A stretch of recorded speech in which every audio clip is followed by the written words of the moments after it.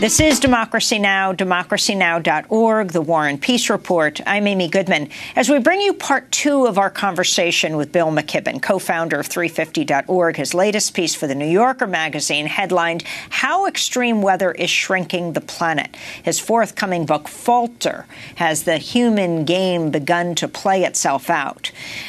In part one of our conversation, we talked about how extreme weather is shrinking the planet. We talked about the new report out from the government talking about the shrinking of the economy because of climate change. And I wanted to talk about what happened out of the midterm elections. In Colorado, voters rejected a ballot measure that could restrict where new oil and gas wells can be located. Prop 112 would have barred drilling sites closer than about a half a mile from buildings in vulnerable areas like schools and parks and waterways. In Washington state, voters rejected Initiative 1631, a ballot measure that would have made their state the first in the country to enact a fee on carbon dioxide emissions. Fossil fuel interests spent a record amount, at least $32 million, to defeat the measure.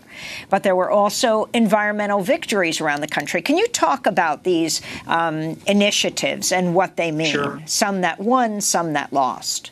So these losses were pretty tragic because these were all efforts that had big majority support a few months before the election. Washington would have put a carbon fee and used the money to do renewable energy, especially in the poorest and most vulnerable communities. Colorado's was a very modest effort to keep people from basically fracking your backyard or your schoolyard. We put setbacks on fracking wells.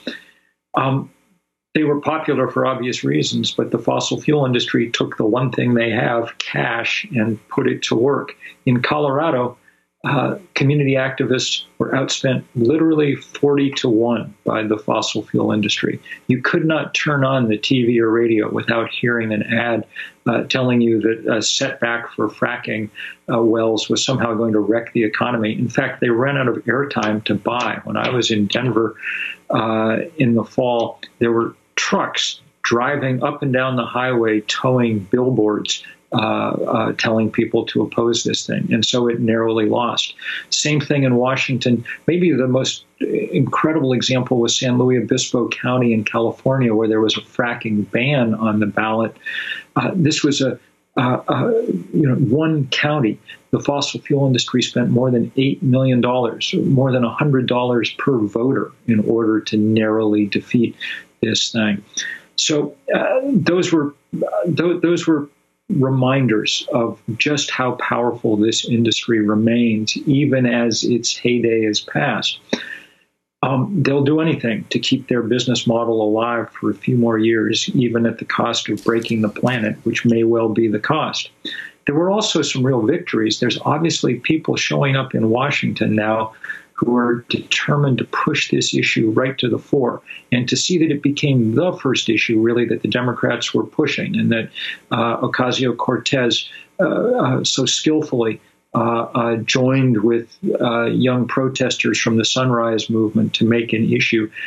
That's a very good sign, because I think she understands and they understand that not only is it an environmental issue, but that probably is the issue that holds the economic key to the future, the place where good jobs are going to be assembled, where a new vision of America might come from.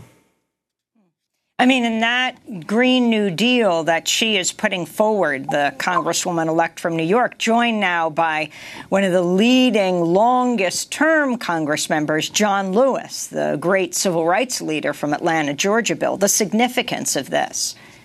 Well, I think it could turn out to be really significant, not because they're going to pass legislation tomorrow, Amy. I mean, even if you got something good through the House, which is no guarantee, it obviously isn't going anywhere in the Senate. It obviously isn't going to be signed by the president, and it might well not make it past the Kavanaugh Supreme Court. But it moves the window. By putting a huge emphasis on this, it makes it clear to everyone that we've got to act. And you can see the effect already. You know, the last 3 or 4 days, the front page of the New York Times has been filled with stories about climate change. That wasn't true a year ago, and it sure wasn't true 10 years ago. And so it's beginning to break through. My worry is that we're waiting very late in the game to get started, but that seems to be our way. And just to talk about the details, the resolution that Ocasio-Cortez has put forward to create a bipartisan committee that will work on a plan to bring the U.S. to carbon-neutral economy and adopt 100% renewable energy. The proposal for the committee also seeks to bar lawmakers who have accepted money from the fossil fuel industry. Bill. Absolutely. This is going to be one of the few absolutely bottom line questions for 2022, I think. Look, if you're planning to run for president, please make it clear that you're not going to be taking money from the fossil fuel industry. That is the very least that you can do, because this is the industry that's now holding the planet hostage. Amy, you guys have done such a good job for so long at covering this issue and been by yourselves so much of the time. I imagine you'll be close to by yourselves in Katowice in Poland when you go there to cover the next UN conference. But it must be gratifying for you in some ways to see the rest of the media beginning finally to really take on this story with the power and depth that it should have long ago. Bill, watching the corporate networks during the fires in California, the horror, the conflagration there fueled by climate change. For the first time the other day, in a regular weather report, one of the chief meteorologists, I'm not talking about Fox, at MSNBC, said the words climate change, or it might have been global warming. I'm not sure which one. But that is so incredibly rare for a meteorologist, not on Fox, of course, they're climate change deniers, but on MSNBC and CNN, the places where most people tune in. They tune in for the weather. They flash extreme weather, severe weather. They almost refuse to flash the words climate change or global warming, or at least it seems. But I saw one of them mouth those words. I think you'll see much more of it. And in an odd way, I think the president may be helping here. Every time he insists that there's no such thing as climate change, or every time that he suggests that the proper answer to wildfires is, rakes. Look, even most of the people who vote for the guy know that he's full of nonsense about this. And I think it makes it easier for everyone to understand, by contrast, what real scientists are saying and thinking. As you're speaking, we're showing a picture of President Trump standing next to Governor Brown in California, also next to Gavin Newsom, the governor-elect of California. When he went out there, hard to get away from him. And he talked about rakes. Of course, the Finnish president, he said he had been speaking with the Finnish president about this. In fact, let me go to the clip. I was with the president of Finland, and he said, we have a much different, we're a forest nation. He called it a forest nation. And they spend a lot of time on raking and cleaning and doing things, and they don't have any problem. So there he was. He also visited paradise, but he called it pleasure. But he talked about the Finnish president talking about raking, and then the Finnish president said, I never talked to President Trump about raking.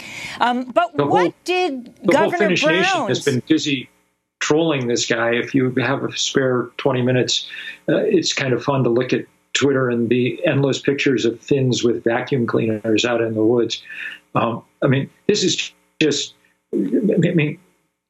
Look, this is a guy who knows nothing about nothing, and climate change is actually something you need to know a little bit about. And so we're obviously are going to waste 4 years because of Donald Trump. It's not 4 years that we have to waste, but that's the situation we're in. We need to make sure that when he goes, all this climate denialism and inaction goes with him.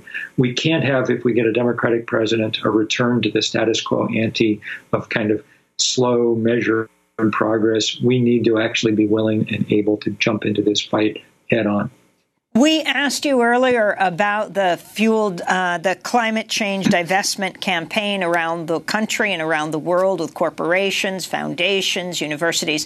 Can you expand on that? Spend a little more time talking about what's happening and where the progress has been made. Yes, I've got just a second, and I will. The highlights of the last year were, as you know, New York City deciding to divest its vast pension fund from fossil fuel, and then the country of Ireland in August becoming the first nation state to divest from fossil fuels.